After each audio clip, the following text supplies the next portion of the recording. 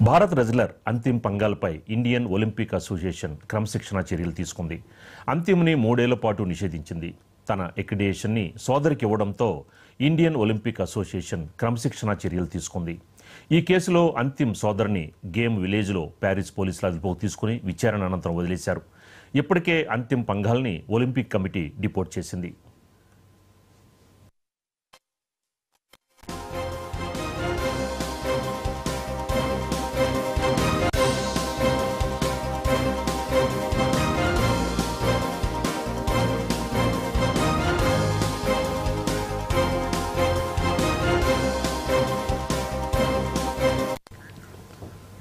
Bharat wrestler Antim పంగాల్పై Indian Olympic Association క్రమశిక్షణ చర్యలు తీసుకుంది.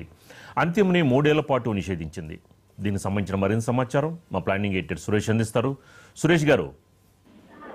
సీతారామరాజు గారు, మీరు చెప్పినట్టుగానే Indian Olympic association Antim Panghal అంటే ఎవరైతే రెజ్లర్ ఉన్నారో రెజ్లర్ మీద 3 ఏళ్ల పాటు నిషేధం విధించినట్లుగా తొలుత వార్తలు వచ్చాయి. అయితే ఈ వార్తల్ని అంతిమ్ పంగాల్ గారు ఖండించారు.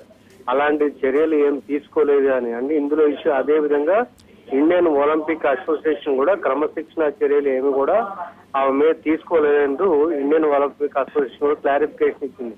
అయితే ఇందులో జరిగింది ఏంటంటే సీతారామరాజు గారు, ఎవరైతే ఈ అంతిమ్ పంగాల్ ఉన్నారో ఆమె సోదరి ఇండియన్ ఒలింపిక్ అంటే ప్యారిస్ వెళ్ళారంట. ఇండియన్ ఒలింపిక్ ప్యారిస్ వెళ్ళి ఏదైతే ఒలింపిక్ విలేజ్ లో ఉందో ఆ ఒలింపిక్ విలేజ్ లో ఎంటర్ కావడానికి ఈ అంతిమ్ పంగాల్కు చెందిన ఎక్రిడిషన్ కార్డును చూపించి ఎంటర్ అయ్యారు అని చెప్పని సెక్యూరిటీ వాళ్ళు చూపించినప్పుడు అక్కడ సెక్యూరిటీ వాళ్ళు పట్టుకున్నారు. ఆ రకంగానే మన దేశ ప్రతిష్టను దిగజార్చే విధంగా ఆవిడ వ్యవహరించారు అనే అభియోగం. ఆ అభియోగం నేపథ్యంలోనే ఇండియన్ ఒలింపిక్ అసోసియేషన్ 3 ఏళ్ల పాటు నిషేధం విధించినట్లుగా వార్తలు వచ్చాయి. అదే అలాంటిది ఏమి లేదు.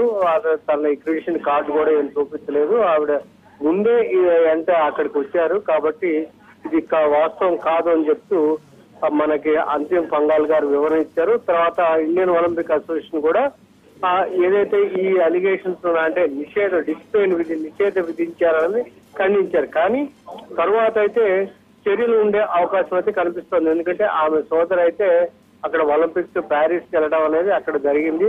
అయితే పోలీసులు పట్టుకున్నారా లేదా ఆ సమాచారం అంటే ఆ రకంగా దేశ ప్రతిష్ట దిగజార్చే విధంగా వ్యవహరించారా లేదా అనేది తర్వాత విచారణలో తేలే అవకాశం ఉంది. కాబట్టి ఆ విచారణ అనంతరం ఏదో ఒక చర్య తీసుకునే అవకాశం ఉంది. ఇప్పటికైతే ఆ 3 ఏళ్ల నిషేధం అనే దాన్ని ఆమె ఖండించారు. సీతారామరాజు గారు. రైట్, థ్యాంక్ యూ సురేష్ గారు.